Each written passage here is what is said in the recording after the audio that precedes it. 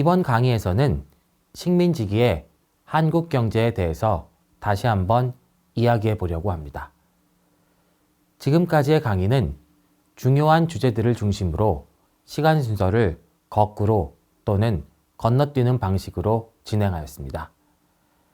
하지만 마지막 강의인 이번 강의에서는 식민지기의 한국 경제를 시간 순서대로 이야기해 보려고 합니다. 지금까지의 강의를 들으며 한국 경제에 대한 이해가 보다 높아진 상황에서 한국 경제의 발전에서 가장 논쟁적인 내용을 대체로 무해한 방식으로 이야기해 보고자 합니다. 첫 번째 이야기는 토지조사 사업부터 시작하도록 하겠습니다. 조선총독부는 1910년부터 1918년까지 2,040만 원을 투입하여 토지조사 사업을 실시하였습니다. 당시 총독부의 1년 세출이 5천만 원 정도였으니 사업이 얼마나 대규모였는지를 짐작할 수 있습니다. 한국이 일본의 식민지가 된 이후 시작된 사업 중에서 가장 규모가 큰 사업이었습니다. 전국의 모든 토지에 대한 소유권을 조사하여 국가가 소유하고 있는지, 민간이 소유하고 있는지, 민간의 소유라면 누구의 소유인지를 판정하였습니다. 또한 세금을 부과하기 위한 기준으로 세금 부과를 위한 토지 가격을 결정하고 전통적인 토지 제도인 결부제를 폐지하였습니다. 그리고 당시로서는 최신 기술인 삼각 측량을 활용하여 전국의 토지를 측정하여 지도를 만들고 토지재당을 비롯한 각종 장부를 만들었습니다. 이때 작성된 지도와 토지재당은 식민지 시기뿐만 아니라 해방 이후까지 사용되었습니다. 토지조사 사업은 일본의 재정고문이 대한제국의 재정제도를 개편할 때부터 계획했던 사업이었습니다. 하지만 시기가 이르다는 이유로 실행되지 않았는데 한국이 일본의 식민지가 되자 본격적인 시행에 들어갔습니다. 1912년 토지조사령이 제정되었고 그에 앞서 1910년 토지조사를 실행할 정부기관인 임시토지조사국이 설치되었습니다. 조선통독부가 토지조사 사업을 실시한 것은 무엇보다 조세제도의 근간을 이루는 토지 관련 세금 제도를 정비하고 지방재정을 국가재정에 통합하기 위해서는 토지조사가 필수적이었기 때문입니다. 한국이 일본의 식민지가 되기 직전 재정고문이 주도한 다양한 정책에 의해 중앙집권적인 세금 징수체계가 수립되어 조세 수입이 크게 증가하였지만 그것만으로는 부족하였습니다. 토지조사 사업 완료 전에는 토지에 대한 조세 부과가 전통적인 방식에 의해 이루어졌습니다. 조선의 토지재당에 해당하는 양안에는 각 토지마다 과세 기준이 되는 면적을 전통 단위인 결을 기준으로 기록하였습니다. 그래서 조선의 전통적인 토지제도는 결부제라고 불립니다. 조선시대의 토지대장인 양안에는 토지 면적을 토지의 비옥도, 다시 말해 토지의 생산성에 따라 6등급으로 구분하고 등급에 따라 기준 면적인 1결에 대한 실제 면적의 차이를 두었습니다. 토지의 생산성이 높은 토지는 적은 면적으로 1결을 책정하고 토지의 생산성이 높은 토지는 가장 생산성이 높은 토지보다 4배가 넓은 면적을 1결로 책정하는 방식이었습니다.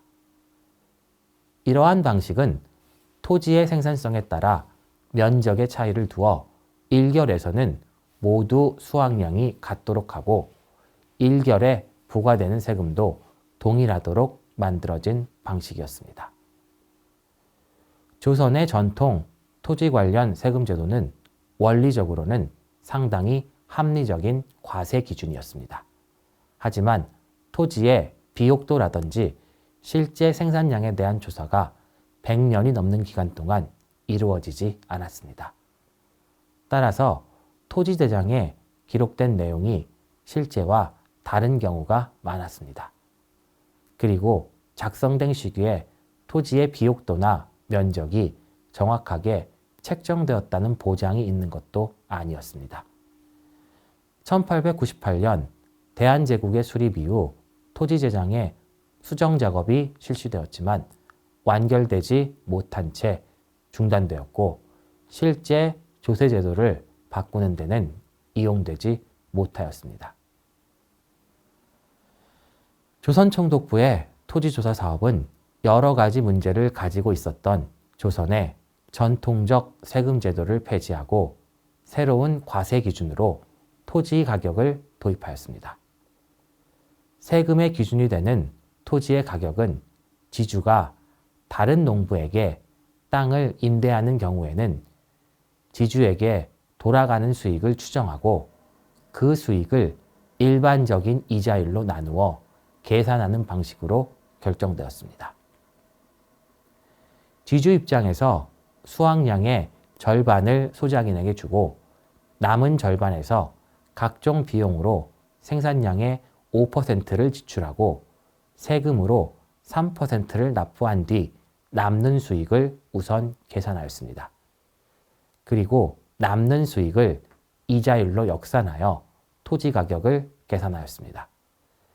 이렇게 계산할 경우 지주에게 남은 순수익의 8배에서 11배 정도가 토지의 가격으로 책정되었습니다. 토지조사 사업을 실시한 또 다른 이유는 토지의 소유권을 증명하는 제도를 수립할 필요가 있었기 때문입니다. 당시 전통적 토지제장이 있었지만 실제 상황과 차이가 났을 뿐 아니라 전통적 토지제장의 양식으로는 소유자가 바뀌어도 소유자를 수정할 수 없었습니다. 따라서 매매에 의한 소유권의 변동을 기록하는 것이 불가능하였습니다. 토지조사 사업에 의해 작성된 토지대장은 토지 매 필지마다 한 장씩 기록하여 소유자가 바뀌면 그 내용을 차례로 기재할 수 있었습니다.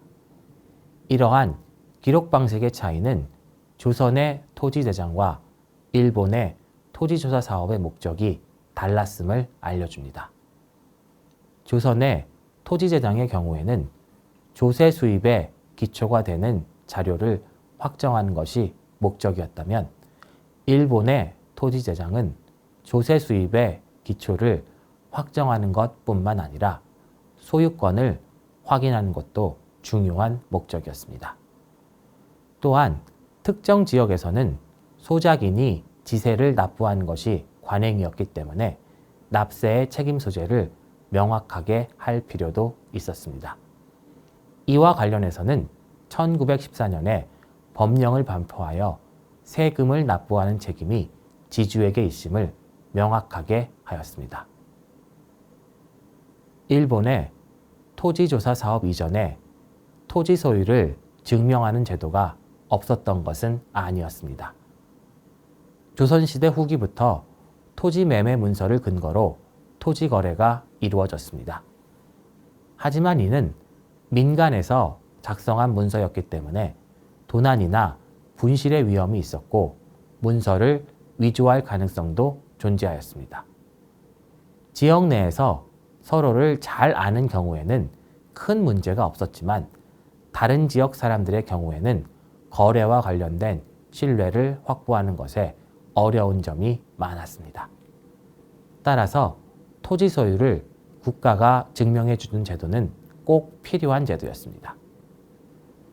토지조사 사업의 결과로 토지 소유권이 누구에게 있는지 명확해졌으며 등기 제도를 통해 공시하는 제도도 수립되었습니다.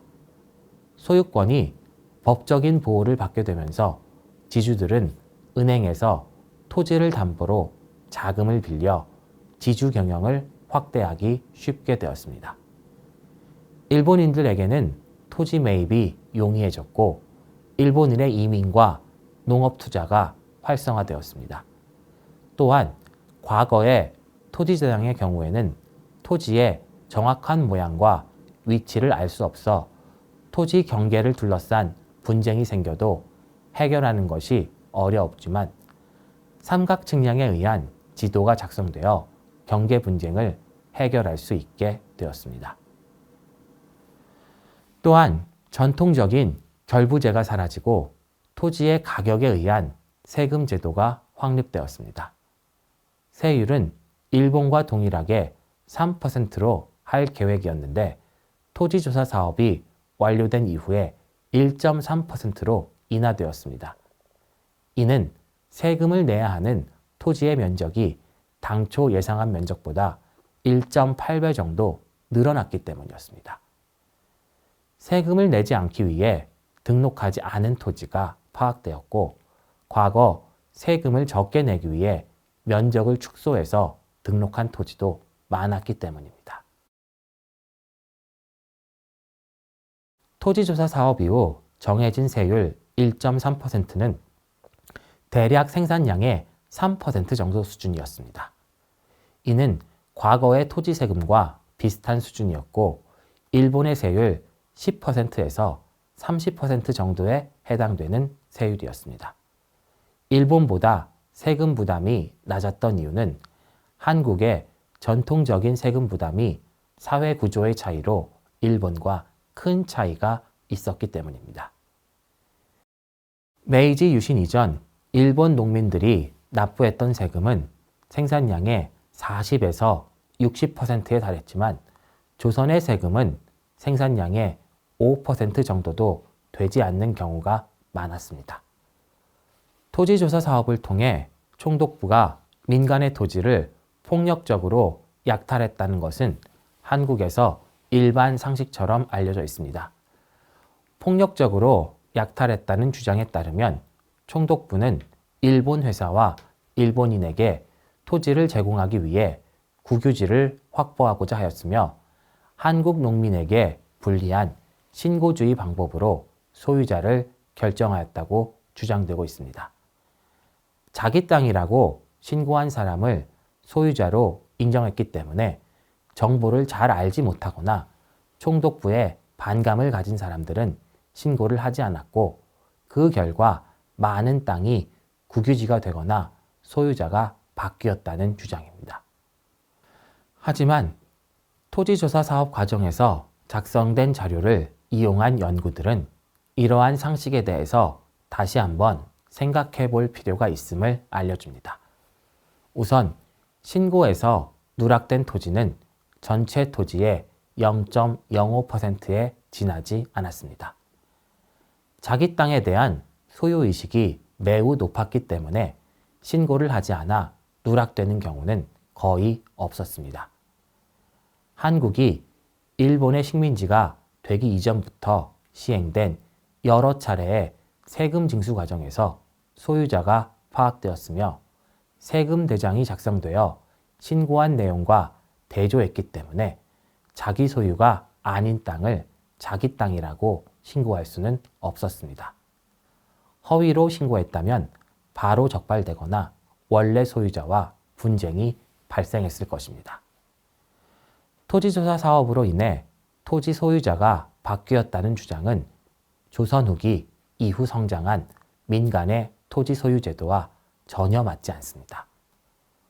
토지조사 사업에서 소유권 분쟁이 발생한 땅은 대부분 국유지였습니다. 하지만 국유지에서 소유권 분쟁이 발생한 이유는 총독부가 국유지를 많이 만들기 위해 민간 소유 토지를 국유지로 만들었기 때문이 아니었습니다. 이는 국유지를 정말 나라가 소유한 것인지 민간이 소유한 것인지 판별하기 어려운 땅이 섞여 있었기 때문이었습니다. 조선의 토지제도 하에서는 토지 대장상으로는 국유지로 되어 있지만 민간에서 개간하여 농사를 짓고 있는 경우가 많았습니다. 실제 소유자는 민간인이지만 국유지로 기록된 경우에도 세금은 독일하여 굳이 토지재장을 고쳐야 할 이유가 없었습니다. 오히려 왕실이 소유한 땅이기 때문에 보호를 받을 수 있었고 자발적으로 개인 소유의 토지를 왕실에 넘기는 경우가 발생하기도 하였습니다. 이러한 경우에는 소유권에 분쟁이 발생하게 되고 토지조사 사업에서는 일단 국유로 판정하고 이의가 제기되면 심사한다는 방침을 세웠습니다.